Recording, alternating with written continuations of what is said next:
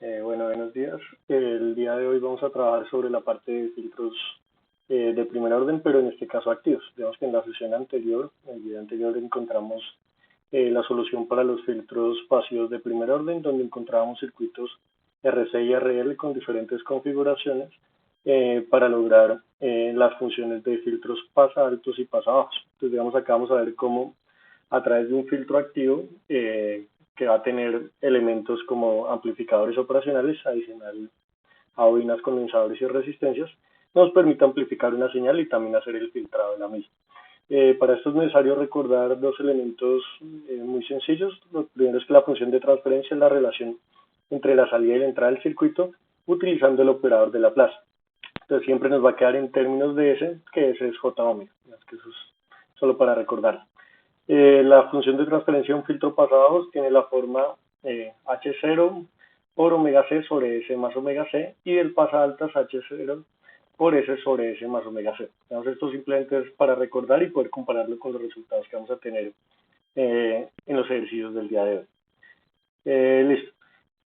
Para las configuraciones hay diferentes configuraciones, las que vamos a ver hoy, estas configuraciones se llaman Salinkin, que simplemente fueron algunos autores que plantearon cómo deberían ser las configuraciones como simplificadas de un filtro pasa bajas y pasa altos cuando son específicamente activos, o sea, tienen en cuenta amplificadores. Entonces, en este caso tenemos, digamos que acá ya sabemos cuál va a ser un filtro pasa bajas activo, pero cuando vamos desarrollando como tal toda la ecuación matemática nos daremos cuenta por qué sucede esto. Entonces, si se dan cuenta, acá tenemos tres componentes diferentes. Entonces, el amplificador operacional, resistencias y el condensador. Realmente la relación entre las resistencias y el condensador es la que nos va a dar la ecuación del filtro.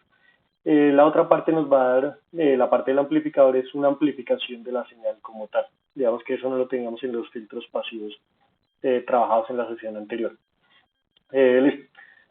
Como ustedes saben, la forma más fácil de trabajar con amplificadores operacionales es en términos de corrientes para plantearlas en los nodos que ellos trabajan. Entonces, en este momento yo planteé las direcciones de las corrientes. Recordar que cuando hablamos de corrientes en impedancia, o sea, resistencias, bobinas y condensadores, la dirección la podemos plantear de forma arbitraria. Entonces yo planteé estas direcciones inicialmente y sobre esas vamos a trabajar. ¿Qué queremos encontrar en este circuito? La relación de la salida con respecto a nuestra entrada, ¿no? Digamos que la entrada puede ser una fuente de voltaje, una fuente senoidal, una fuente de ruido externa, lo que nosotros como tal necesitemos como entrada y que necesitemos hacer el proceso de filtrado de esta señal en alguna frecuencia específica. Listo. A partir de esto, pues, vamos a comenzar a hacer el planteamiento del filtro pasabajas. En la parte derecha inferior voy a agregar el circuito en otra pantalla para que ustedes puedan ir viendo cómo a través de ese circuito podemos desarrollar toda la parte matemática, ya que por el tamaño de los circuitos con amplificadores en una sola pantalla no alcanza a mostrar todo el desarrollo. Listo. Entonces, partiendo de ese circuito, lo primero que tenemos es de algo que se hace en un análisis de amplificadores general, y es que cuando nosotros hablamos de amplificadores, los trabajamos de forma ideal. Para que los amplificadores trabajen de forma ideal, generan dos características específicas. La primera es que sus voltajes de entrada son iguales, entonces B más igual a B menos. En este caso específico, B más va conectado a tierra, entonces por eso decimos que son igual a cero.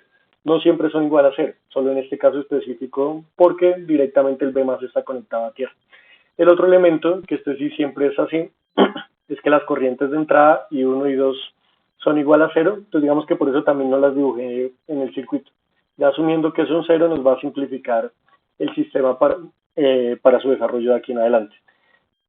Aspecto a tener en cuenta para que como tal el filtro se comporte de forma ideal o cualquier amplificador se comporte de forma ideal, es que como tal los voltajes de salida y las corrientes de salida deben ser menores a las corrientes de saturación.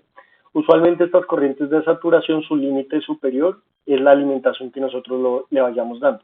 Vemos que acá no vamos a ver alimentación, entonces para que lo tengan en cuenta ya cuando ustedes lo quieran implementar de forma práctica. Digamos que acá es solo el elemento teórico hasta este momento. Listo. Siguiendo como guía el circuito que tenemos en la parte inferior, lo que tenemos es que el primer nodo, el de la izquierda, ya sabemos que es nuestro voltaje de entrada, entonces ya lo conocemos. El siguiente nodo es como tal nuestro B menos, ya que el B más ya lo conocemos, y el otro nodo que nosotros tenemos es el nodo de salida. En este caso, ya conocemos B más, vamos a plantear el nodo B menos. ¿Por qué planteamos esto? Porque este nos relaciona la parte de las entradas con la parte de salidas, que es nuestro objetivo cuando hayamos una función de transferencia. Entonces, planteando este nodo, lo que nos damos cuenta es que las corrientes que van entrando al nodo B menos, en este caso es simplemente IR1, y las corrientes que van saliendo son la corriente del condensador y la corriente de la resistencia 2. También como esto ya se trabaja en términos de impedancias, lo que hubiéramos podido hacer para esta misma operación es hacer R2 y la impedancia del condensador, que es 1 sobre SC en paralelo. Digamos que nos va a dar exactamente el mismo resultado por si lo quieren comparar cuando trabajen con reducción de impedancias. Listo. Entonces, IR1 igual a IC más IR2. Entonces, IR1 a qué es igual? Al voltaje de entrada menos B menos. Pero B menos ya sabemos que es igual a 0 y eso sobre R1. La siguiente, a qué es igual la corriente en el condensador. La corriente en el condensador es igual al voltaje B menos menos el voltaje de salida sobre la impedancia del condensador. Pero la impedancia del condensador es importante recordar que es 1 sobre SC. Entonces digamos que por eso acá en la expresión nos queda directamente multiplicado por SC, por ley de las orejas.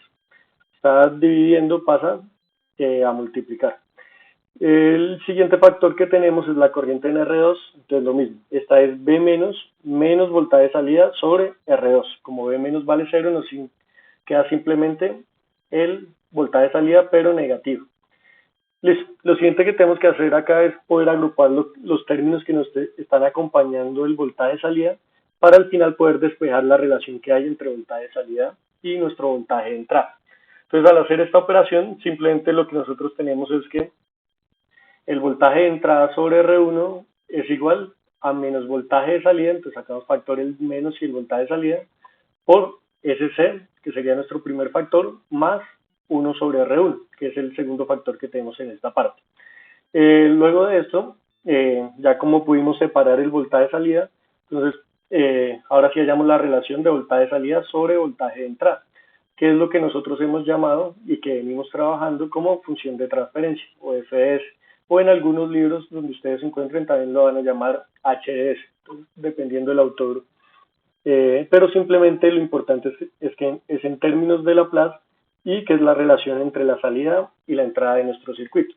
Entonces, en este caso simplemente, ¿qué sucedió?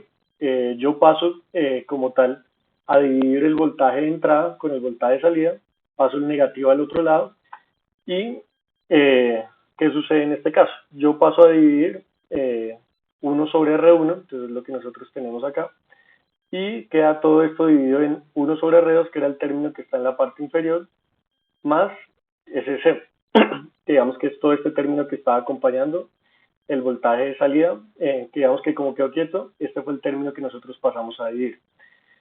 Solo que digamos que por orden de ecuaciones pasé a la derecha lo que está a la izquierda y a la izquierda lo que está a la derecha.